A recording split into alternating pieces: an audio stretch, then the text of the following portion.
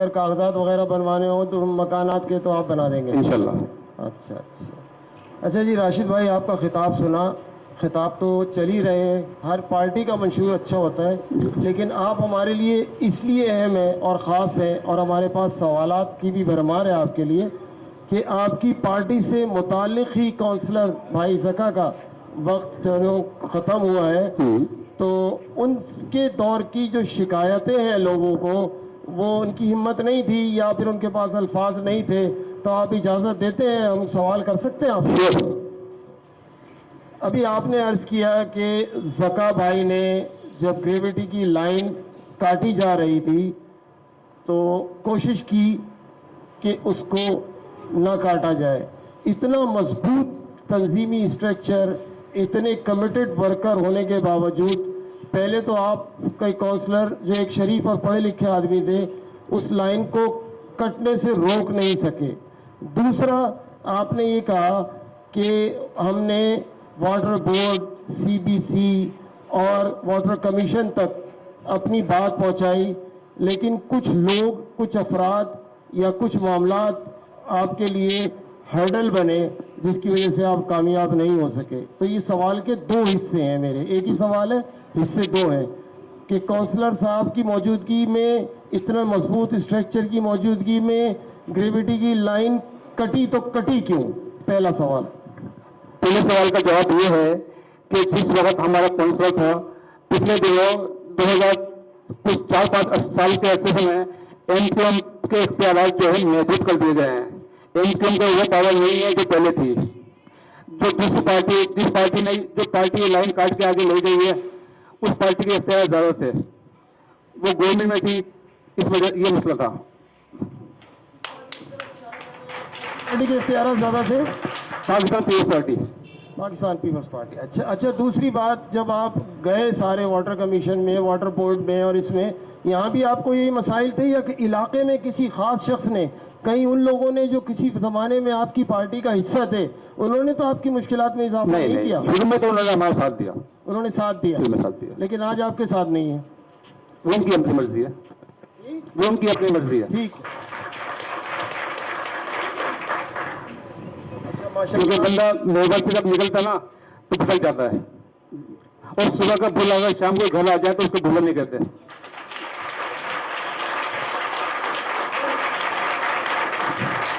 आप बड़े वसी दिल से जवाब दे रहे हैं, बड़ी खुशी हो रही है इन बात पर कि आप कोई इंतकामी जज्बा नहीं रखते किसी के लिए, बड़ी अच्छी बात। मैं नहीं चाहता कि मेरी मीटिंग में मैं किसी के साथ कोई इंतजाम ऐसी कोई बात करूं जो उसको बुरी लगे।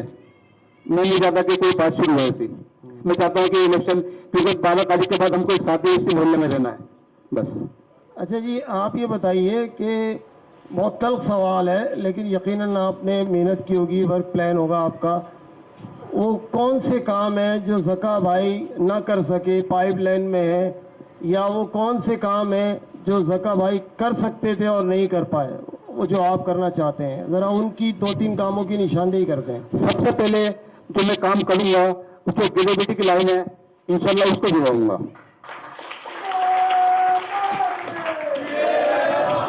क्योंकि ये लाइन जो है ना, यही एक लोगों के दिल में फसाद की जड़ है। लोग सोचते हैं कि नंबर 1 ने पानी ज्यादा ले लिया, नंबर 2 ने पानी ज्यादा ले लिया, चांदी ने पानी ले गया। हालांकि मसला किसी का नहीं है, पानी का में लाइन कटी हुई है, क्या करें? इंशाल्लाह लाइन जोड़ेंगे तो सबके दिल बसी होंगे। फिर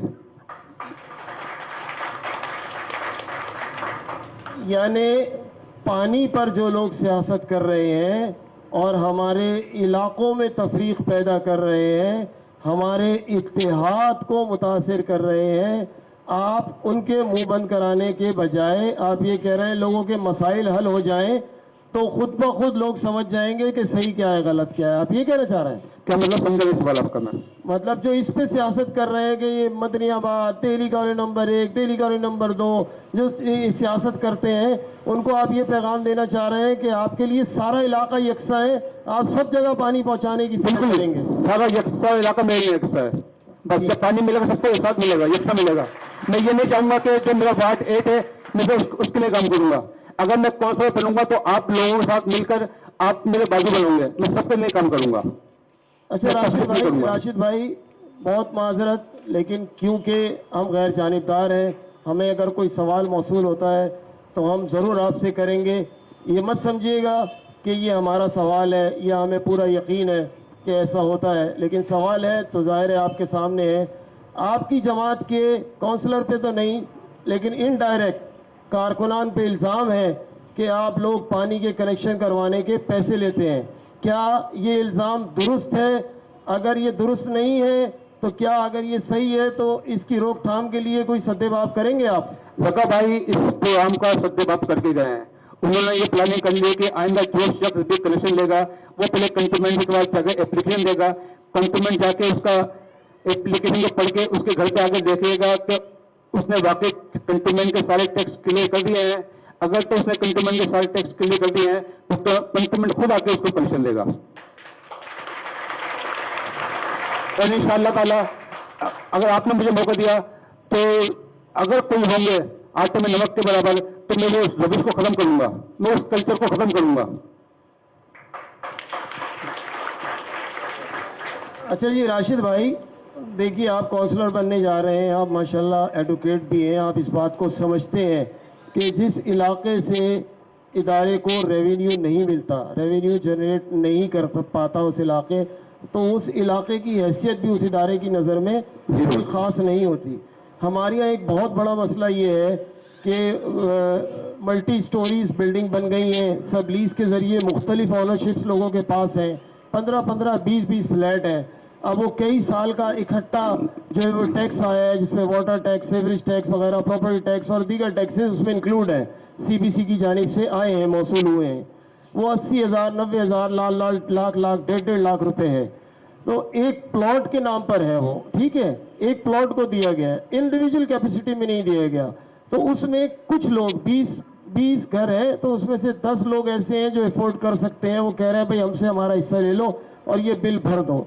लेकिन कुछ लोग कमज़ोर हैं बेचारे माशी तौर पे, वो बिल नहीं भर पा रहा है, जिसकी वजह से हम कच्ची आबादी ही रह रहे हैं और देना चाहने के बावजूद हम CBC को वो टैक्स नहीं दे पा रहे हैं। आप मेरा सवाल समझ गए? समझ रहा हूं। तो वो किस तरह मैनेज करेंगे आप के रेवेन्यू आप जनरेट कर सकें, कम से कम 50-60% जनरेट आप कर दें, क्या करेंगे आप?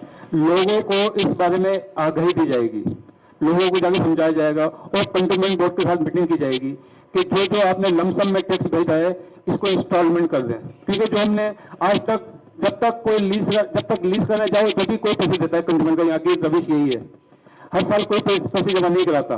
जब कहीं जाके फंसता है ना, फिर वो कंटोनमेंट के जाके पैसे जमा कराता है। और आज तक जैसे दूसरे इलाकों में, बल्दिया के इलाकों में देख लें, 300 रुपये 400 रुपये का टैक्स है पानी का, यहाँ पे ऐसा कोई टैक्स महीने का नहीं आता है ना। तो इंशाल्लाह लोगों को भी आगाही दी जाएगी और कंटोनमेंट बोर्ड से भी बात की जाएगी कि आप इंस्टॉलमेंट करें या कुछ भी करें, हम देने को तैयार हैं। राशिद भाई की आवाज़ आपको साफ आ रही है, समझ में आ रही है?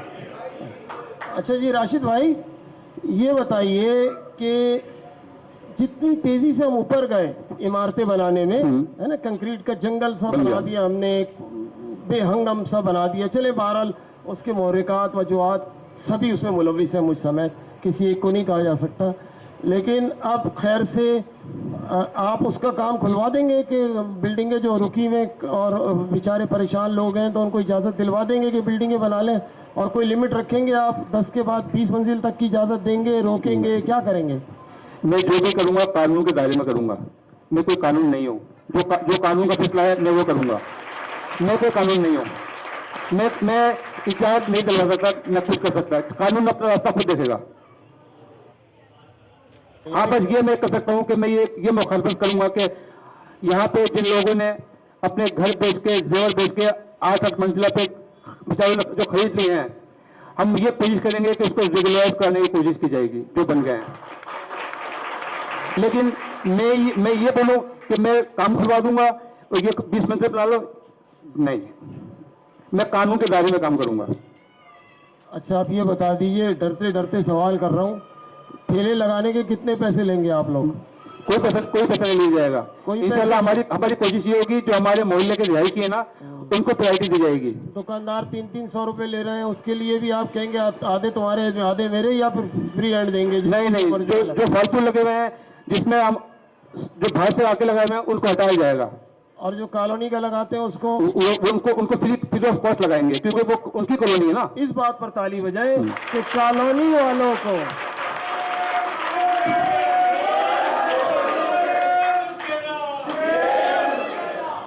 तो इसका मतलब है खैर से आप जीत गए तो एमक्यूएम के सारे कारकुन बरसरे रोजगार हो जाएंगे। हर बंदा कारकुन हो, हर बंदा रोजगार बने। ठीक है, जज़ाक क्योंकि जो रोजगार नहीं करेगा वो अच्छा राशिद भाई बहुत माजरत, देखिए थोड़ा सा हंसी मजाक भी नहीं, होती है नहीं। ना, संजीदा गुफ्तगू सही, खुशक सही। हो जाता है। बिल्कुल, बिल्कुल। हाँ, तो एक सवाल आपसे एक आगे है। खैर से बिल्डिंगें भी बन रही हैं और नीचे ग्राउंड फ्लोर पे कमर्शियल दुकानें भी खूब बन रही हैं, मार्केटें बन रही हैं, तो कानूनी तौर पे तो आप इसकी इजाज़त नहीं देंगे? नहीं, क्योंकि आपने तो ऐलान कर दिया कि बिल्कुल। कानूनी काम करूँगा, बिल्कुल। है ना? हाँ, आप खुद कौन से फ्लोर पे रहते हैं? थर्ड फ्लोर पे। कानूनी है वो? हाँ, थर्ड फ्लोर कॉलोनी है। अच्छा ठीक है जनाब। अच्छा जी, आप लोगों के पास कोई सवाल है? आप लोगों के पास कोई सवाल है या मैं ही बड़बड़ करता रहूं? पब्लिक से कोई क्वेश्चन? तहजीब तमद्दुन के दायरे में अल्फाज अच्छे हों, सवाल हो, तकरीर ना हो, सवाल हो।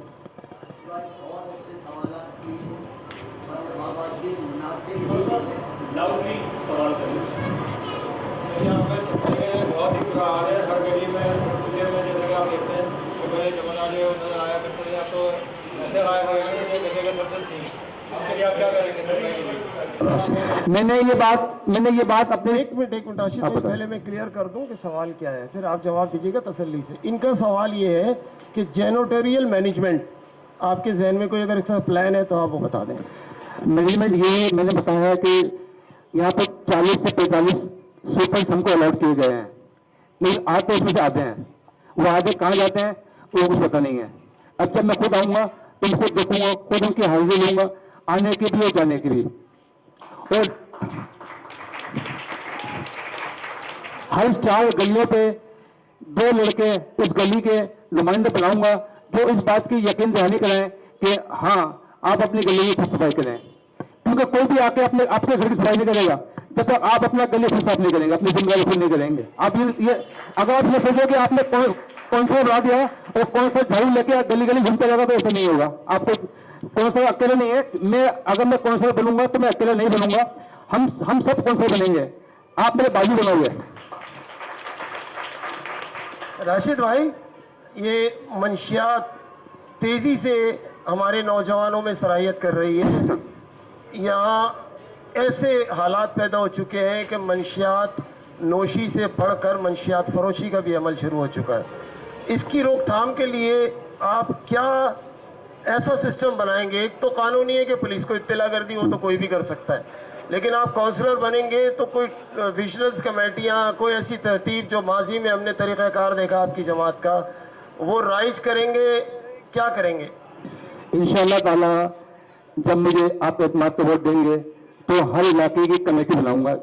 आपकी जैसे आपकी कमेटी है, इस देवी को नंबर 1, देवी को नंबर 2, मजलियाबाद की कमेटी बनाई जाएगी, उनको फाइल किया जाएगा, इलाके के लोगों लड़कों को आगाही दी जाएगी, वो जाके समझाएंगे, बताएंगे। क्योंकि अगर हम जाके गम लेके चले जाओ, बोले ये तो फिल्म तो चल नहीं रही है ना, ये प्यार सारे काम प्यारों पर से होंगे। और कोई सवाल है आप लोगों में से? 2 सवाल की मुझे इत्तला मिली है कि 2 सवाल हैं। कोई सवाल? आगे आ जाए, आगे कर लें।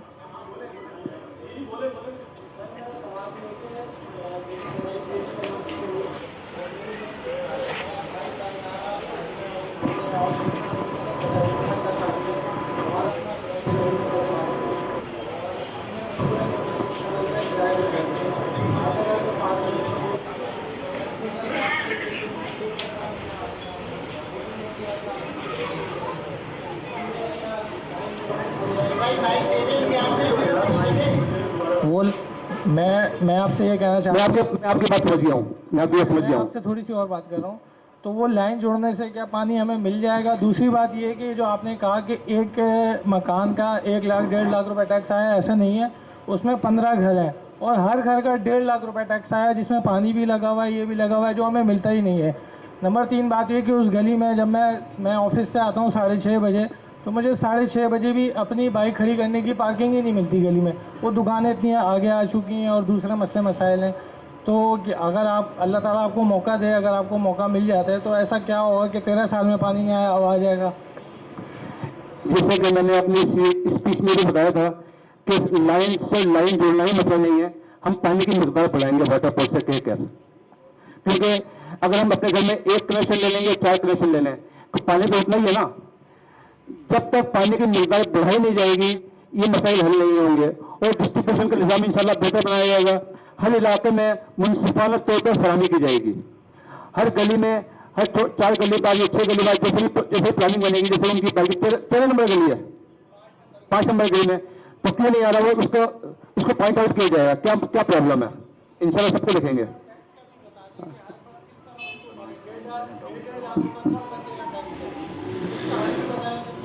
वो मैं इंशाल्लाह जब आऊंगा तो कंज्यूमर से डिस्कस करके इंशाल्लाह करूंगा,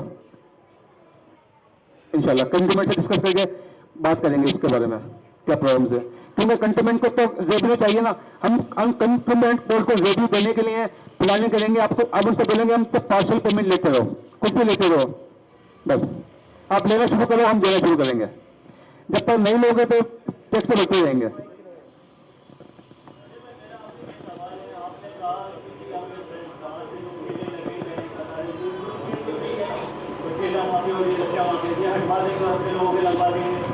अभी बहनम लगे हुए हैं। एक ठेला यहाँ खड़ा हो गया, उसने यहाँ पे रिक्शा पार्क कर दिया, रिक्शा के आगे उसने एक ठेला पार्क कर दिया, अब वो गली बंद।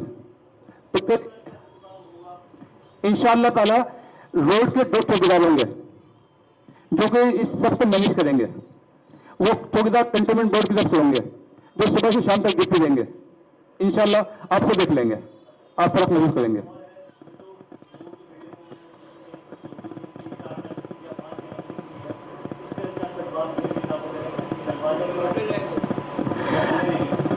कनेक्शन लगे रहेंगे, पानी की मकदार बढ़ाएंगे, पानी की मकदार इंशाल्लाह बढ़ाएंगे। पानी की मकदार बढ़ाएंगे तो जैसे मैंने बोला ना, सबके दिलों में एक नफरत है कि उसने 5 ले लिए, इसने 4 ले लिए, मेरे पास 1 ही है। 5 में भी वो पानी नहीं आ रहा जितना 1 में आएगा इंशाल्लाह पानी, जब पानी की ज्यादती हो जाएगी तो। आप हजरात का बहुत शुक्रिया। अल्हम्दुलिल्लाह आज का प्रोग्राम भी बखैर खूबी आफियत के साथ अल्लाह ने कामयाब किया। मैं सबसे पहले मुअज़्ज़िज़ उम्मीदवार से माज़रत ख़्वाह हूँ कि अगर कोई मैंने सख्त सवाल किया हो या अपने दायरे से निकल के सवाल किया हो तो मैं माज़रत ख़्वाह हूँ। मेरी पूरी कोशिश ये थी कि मुंतज़मा की गैर जानिबदारी आपको नज़र आए। अब मैं कामयाब हुआ हूँ या नहीं हुआ, आप मेरी गलती को माफ़ कीजिएगा, दरगुज़र कीजिएगा। दुआ के लिए दरख्वास्त है जनाब शमीम भाई से कि वो किससे दुआ करवाना चाह रहे हैं, उसको मुंतखब करके माइक उसको दे दें। किससे दुआ करवा रहे हैं जी?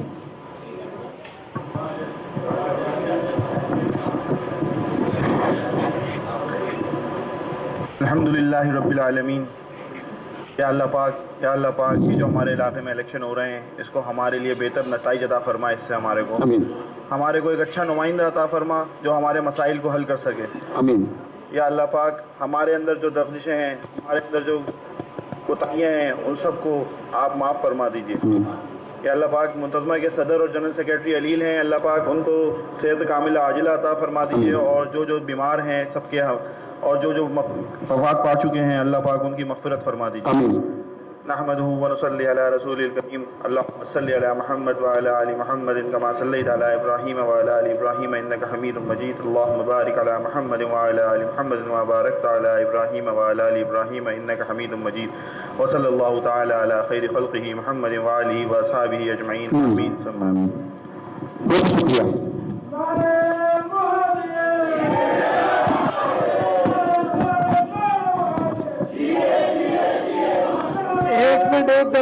एक दरख्वास्त है आप हजरात से। कल का हमारा प्रोग्राम जुल्फ़िकार भाई का है जिनका ताल्लुक पाकिस्तान पीपल्स पार्टी से है, उनका इंतखाबी निशान थी। कल के प्रोग्राम में जरूर हाज़िर रहिए। बहुत शुक्रिया। अस्सलामु अलैकुम।